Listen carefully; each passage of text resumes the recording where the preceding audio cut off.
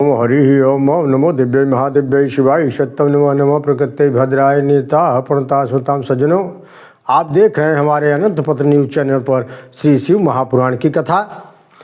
आज का प्रसंग है माता पार्वती को ब्राह्मणी का उपदेश है और बाबा भोलेनाथ और माता पार्वती की विदाई है।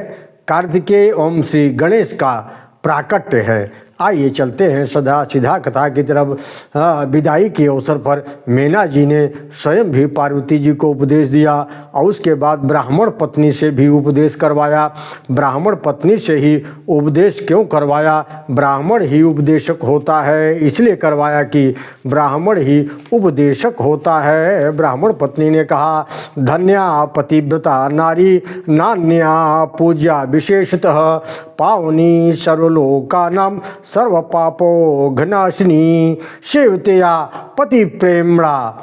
जो प्रेम से पति की सेवा करे वही पतिव्रता नारी श्रेष्ठ है। ब्राह्मण पत्नी ने कहा, तुम सदा अपने पति की सेवा करना, उनके सो जाने पर सोना, उनके भोजन कर लेने पर ही भोजन करना, उनके खड़े रहने पर ही खड़ी रहना, घर में सदैव पति के निकट रहना। पतिव्रता नारी को सदैव सौभाग्य के चिन्हों को धारण करके रखना चाहिए। कभी कभी हल्दी से स्नान करके कुमकुम की बिंदी लगानी चाहिए, केश संस्कार करने चाहिए। दरवाजे पर बिना काम के ज़्यादा देर खड़ी नहीं होना चाहिए। पति यदि परदेश गया हो तो पत्नी को श्रृंगार नहीं करना चाहिए। अपने पति के अतिरिक्त अन्य पुरुषों से वार्तालाप भी नहीं करना चाहिए। पतिर्नाम गृहिणीयात कदाचन पतिव्रता। पतिव्रता स्त्री को कभी भी अपने पति का नाम नहीं लेना चाहिए। मनु महाराज कहते हैं कि एक पतिव्रता स्त्री को अपने पति का नाम नहीं लेना चाहिए। आगे वे फिर कहते हैं कि व्यक्ति को कभी भी अपना नाम या गुरु का नाम, कंजूस बड़े पुत्र पत्नी का नाम कभी नहीं लेना चाहिए। तीर्थार्थिनी तू या नारी पति पादोदकम पिबेत तस्मिन् सर्वाणि तीर्थानि क्षेत्राणि च न संशय।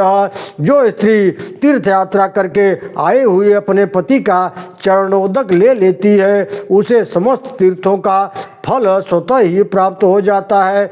पति की आज्ञा लेकर ही पत्नी को उपवास करना चाहिए। पत्नी को पति का जूठन महाप्रसाद मानकर खाना या पीना चाहिए।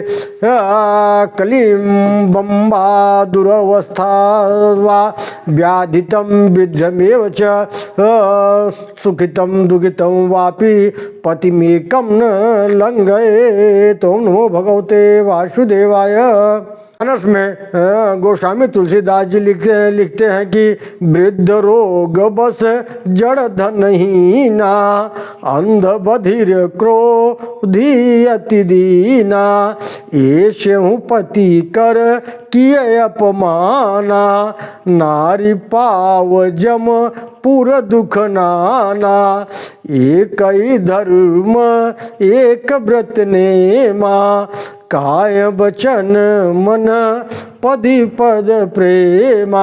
पत्नी को सदैव अपने पति को त्रिदेव से बढ़कर मानना चाहिए। वही आप पत्नी के लिए उसका पति ही ब्रह्मा है, वही विष्णु है और वही महेश है।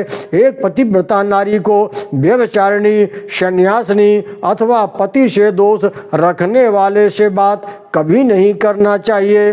पतिव्रता नारी को मासिक धर्म के ठीक बाद पति का और पति की अनुपस्थिति में भगवान सूर्य का दर्शन अवश्य करना चाहिए। पतिव्रता नारी को अपने पति से ऊंचे स्थान पर कभी नहीं बैठना चाहिए। यदि पति ऊंचे स्थान पर बैठा है तो पत्नी स्वयं नीचे के स्थान पर बैठना चाहिए। भर्ता देवो गुरु भर्ता धर्म तीर्थ व्रतानि च तत्सात् सर्व परित्यज्य पतिमेकम समर्चयेत। पतिव्रता स्त्री के पुण्य से पितृवंश, मातृवंश और पतिवंश तीनों के पूर्वज सुख भोगते हैं। और यदि स्त्री दुराचारणी हो जाती है तो तीनों कुलों के पूर्वज नरक में नरक भोगते हैं। स्त्री अगर रजस्वला हो जाए तो उसे घर का काम नहीं करना चाहिए। स्त्री को पति की सेवा करने से सम्मान स्वतः ही प्राप्त हो जाता है। जैसे यदि पति डॉक्टर है तो बिना किसी डिग्री के ही पत्नी डॉक्टरनी कही जाती है। पंडित और पति अगर पंडित है तो उसकी पत्नी को पंडितानी कहा जाता है। सेठ अगर सेठ है तो उसकी जो है पत्नी को सेठानी कहा जाता है। राजा अगर राजा है तो उसकी पत्नी को सदैव रानी के नाम से संबोधन किया जाता है। ब्राह्मणी कहती है कि हे पार्वती, भार्या गृहस्थ का मूल है, भार्या सुख का मूल है, भार्या से धर्मादि पुरुषार्थ मिलते हैं, भार्या से संतान की प्राप्ति होती है। भार्या मूलम गृहस्थस्य, भार्या मूलम सुखस्य च, भार्या धर्म फलावाप्तेरि, भार्या संतान वृद्धि। उसी को गृहस्थ कहा गया है जिसके घर से पतिव्रता नारी हो। गृहस्थस्य ही विज्ञेयो यस्य गेहे पतिव्रता। बिना पत्नी के कोई यज्ञ नहीं हो सकता। न गंगाया तथा भेदो या नारी पति देवता। गंगा और पतिव्रता नारी में कोई भेद नहीं होता है। पतिव्रता नारी और उसका पति उमा और महेश के समान पूजनीय होते हैं। पति यदि ओंकार का स्वरूप है तो पत्नी श्रुति का स्वरूप है। पति यदि तप पत्नी क्षमा है। पति यदि तप कर रहा है तो पत्नी क्षमा है। पति यदि फल है तो पत्नी क्रिया है। पतिव्रता के 4 भेद कहे गए हैं। ओम नमो भगवते वासुदेवाय।